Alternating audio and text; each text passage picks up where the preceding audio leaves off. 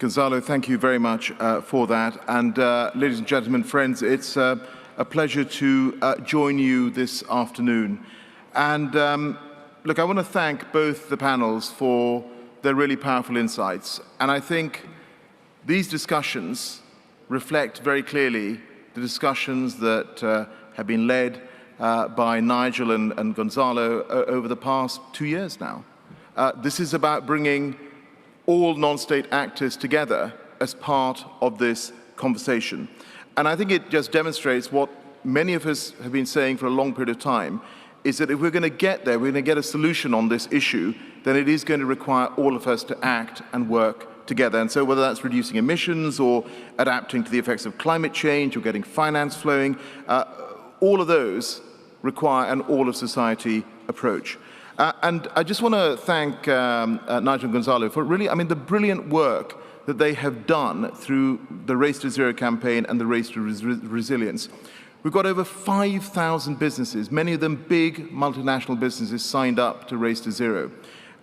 We've got, I think, 60% of the UK's FTSE 100, our largest companies, who are part of this.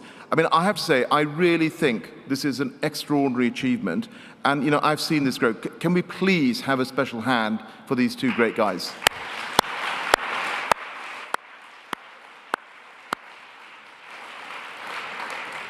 But the reality is, this event and this summit is not about congratulating ourselves. This is about recognizing that, yes, we have made progress, but there is much further to go. And each of you have got your own experiences of what climate change really means.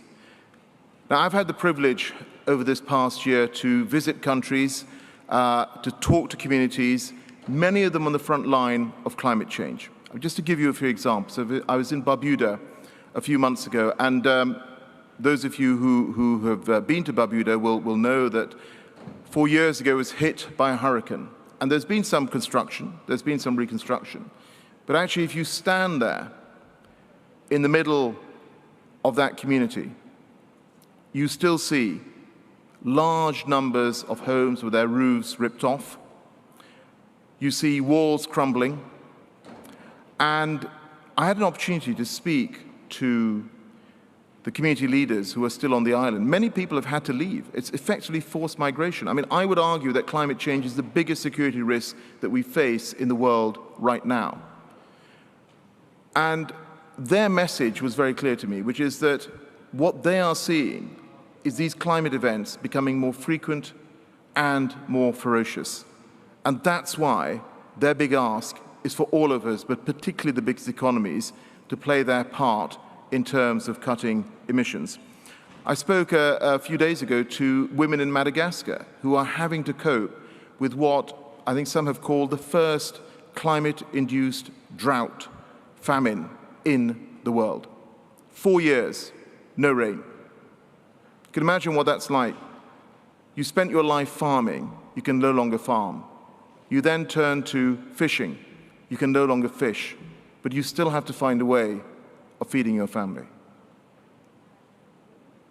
That's the sort of challenge that people are facing. I could go through and give you other testaments that I've had from people around the world, but the reality is that it is very, very tough right now already for millions and millions of people.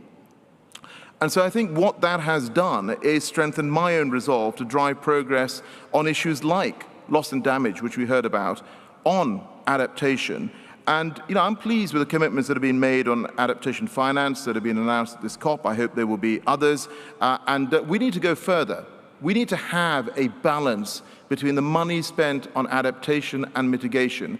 We can't continue with countries seeing adaptation as somehow the poor cousin of mitigation. That cannot be the case. And I've also had an opportunity in this role to see the work that's been done by young people, by civil society, by researchers, by local government, by financial institutions, by businesses.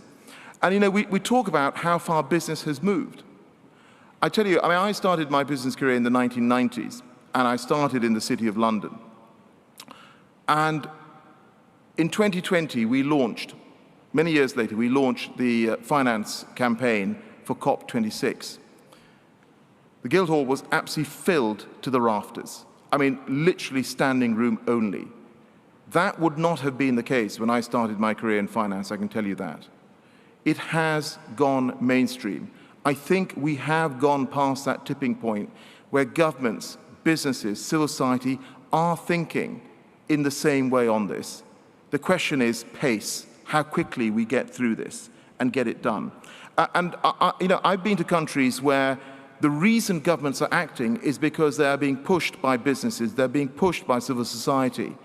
And there are some countries where businesses need to basically take these governments along with them, tell them that actually we will welcome if you act on cutting emissions. And civil society, I've had the privilege of meeting young people, civil society groups in every country that I have visited. And it's been really incredibly powerful to listen to those voices, to hear what they are doing locally. And of course, today we have the COP Youth and Public Empowerment Day, and we've got young policy experts, inspiring ministers to keep 1.5 within reach. And you will know that 2 comprehensive statements have been put forward by youth today, and they've spent an enormous amount of time on this. And we talked about, young people feeling angry. You heard that on one of the panels. Well, they have every right to be angry. Well, of course they do. Because world leaders haven't, up to this point, delivered on their promises. They haven't acted fast enough. And that's what we need to happen right now. At the start of this summit, we had world leaders, 120 world leaders, all committing to action. And what I'm going to be doing in these negotiations, when ministers get here and we get into the real detail of all of this next week, is to say to those ministers, to those negotiators, please reflect in your commitments what your leaders said on a world stage. And I think in terms of youth being part of the discussion, they are part of the discourse. And one of the things we have committed to is there is a statement, that there are words that I think young people would like to see reflected in the cover decision. And we've said we will take that, we will talk about that with countries, with parties, with negotiators, so that voice can be reflected in the negotiating rooms as well. And then we come to the scientists, and we heard from scientists and business people here, and frankly, without science entering the public debate, frankly, we wouldn't have had the Paris goals. We wouldn't now know that we were at least 1.1 degree of global warming above pre-industrial levels. And the window on keeping 1.5 alive is closing. Now look, there has been some progress. Before Paris, the analysis, some analysis out there suggesting we were heading towards 6 degrees of global warming.